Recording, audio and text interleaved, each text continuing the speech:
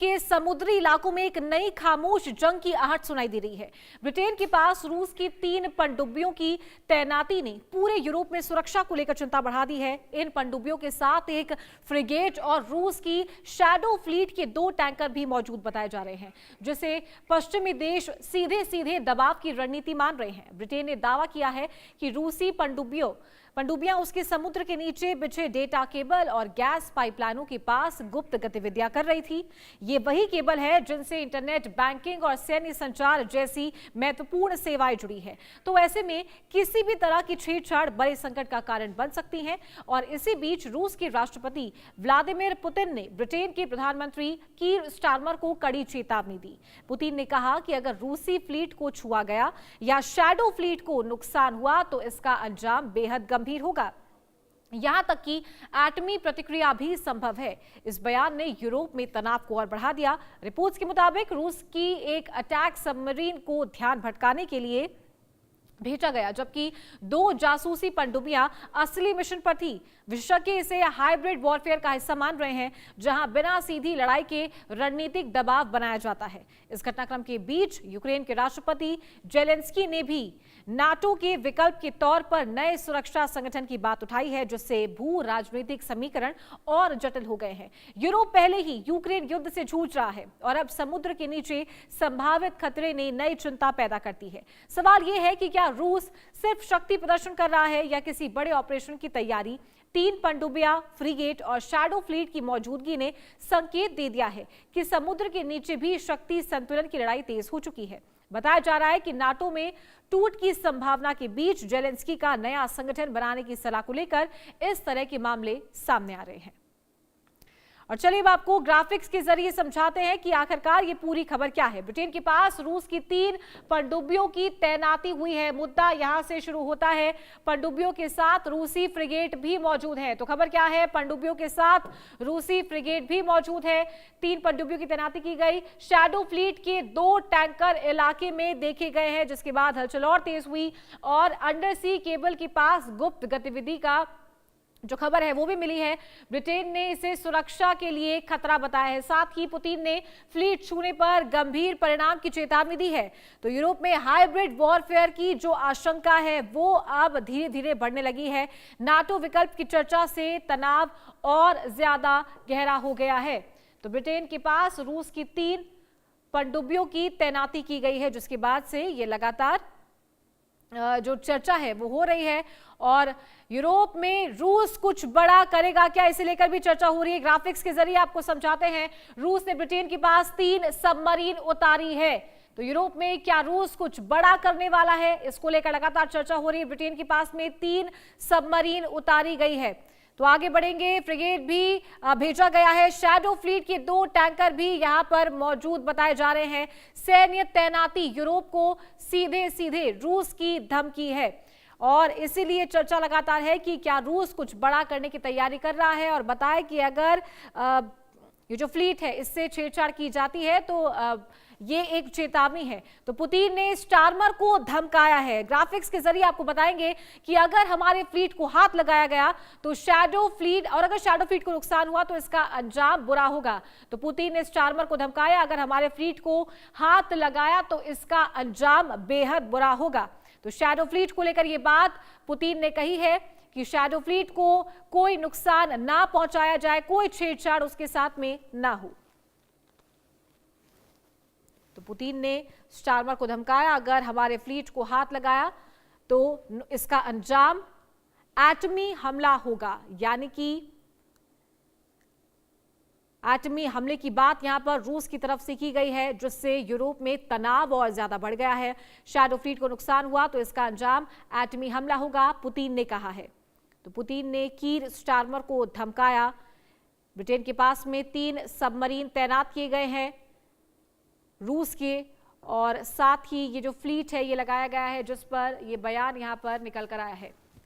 तो पुतिन ने स्टारमर को कहा कि अगर हमारे फ्लीट को हाथ लगाया तो भारी नुकसान झेलना होगा, एटमी हमला होगा, इसका अंजाम पुतिन ने यह साफ कर दिया है।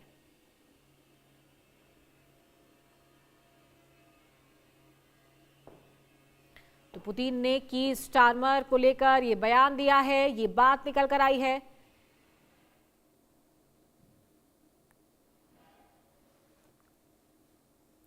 तो समंदर में ये रूस की कैसी चाल है, इसे समझना फिलहाल मुश्किल नजर आ रहा है। क्या ये कोल्ड वॉर की शुरुआत है? लगातार इसको लेकर भी चर्चा हो रही है। 3 सबमरीन तैनात किए गए ब्रिटेन के पास में, जिसके बाद हलचल जो है वो तेज हो गई है।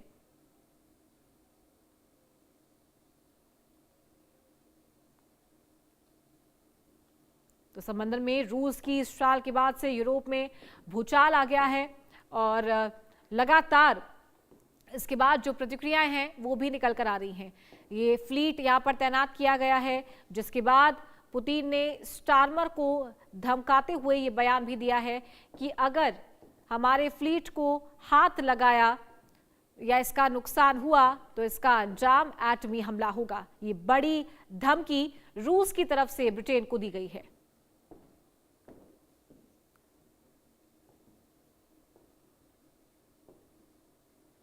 तो क्या पुतिन की तरफ से कोल्ड वॉर की शुरुआत हो रही है? ये एक बड़ा सवाल, क्योंकि जो गतिविधियां है वो कुछ और इशारा कर रही है।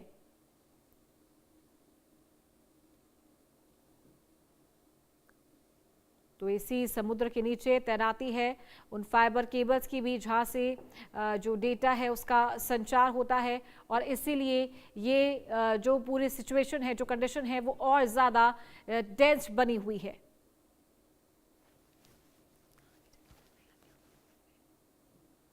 तो रूस ने ब्रिटेन के पास 3 सबमरीन उतारी हैं। बड़ा धमका रूस की तरफ से ब्रिटेन को दिया गया।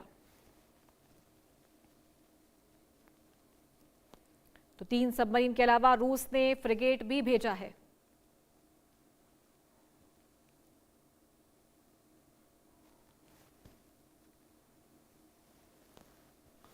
तो सैन्य तैनाती यूरोप को सीधे सीधे रूस की धमकी है। तो रूस ने ब्रिटेन के पास में 3 सबमरीन उतारी है, फ्रिगेट भी उतारा। 3 सबमरीन के अलावा रूस ने ये फ्रिगेट भेजा है। तो कोल्ड वॉर की शुरुआत यहां पर दिख रही है। रूस की शैडो फ्लीट के 2 टैंकर भी यहां पर मौजूद हैं। तो साफ रूस ने कहा है कि अगर शैडो फ्लीट को, टैंकर्स को अगर नुकसान होता है तो इसका अंजाम एटमी हमला होगा। रूस ने ब्रिटेन के पास में ये 3 सबमरीन उतारी है।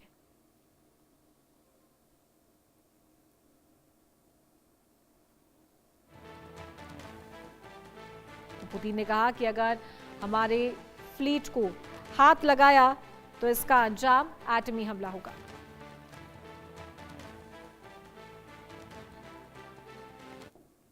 और चलिए आगे बढ़ते हैं। नाटो की जगह लेगा नया गठबंधन, इसकी बात भी अब लगातार जोरों में हो रही है।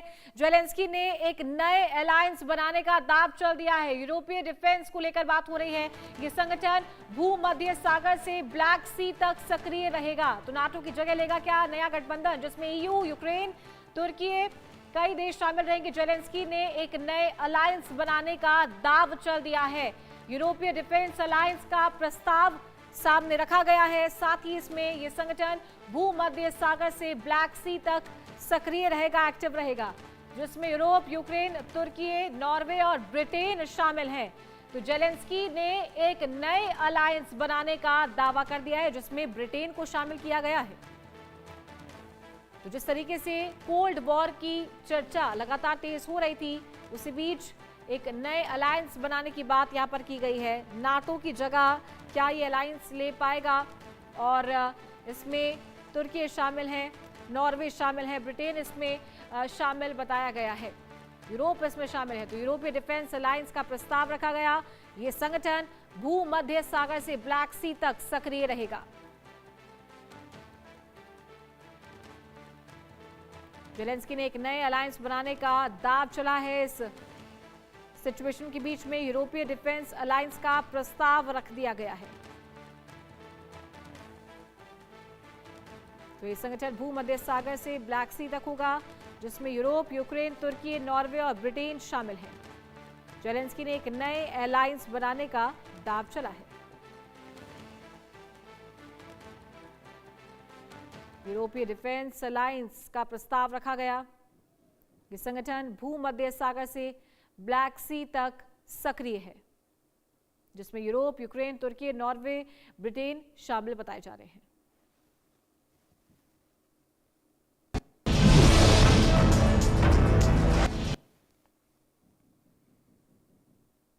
अमेरिका ईरान युद्ध से जुड़ी और वार्ता से जुड़ी बड़ी खबर आपको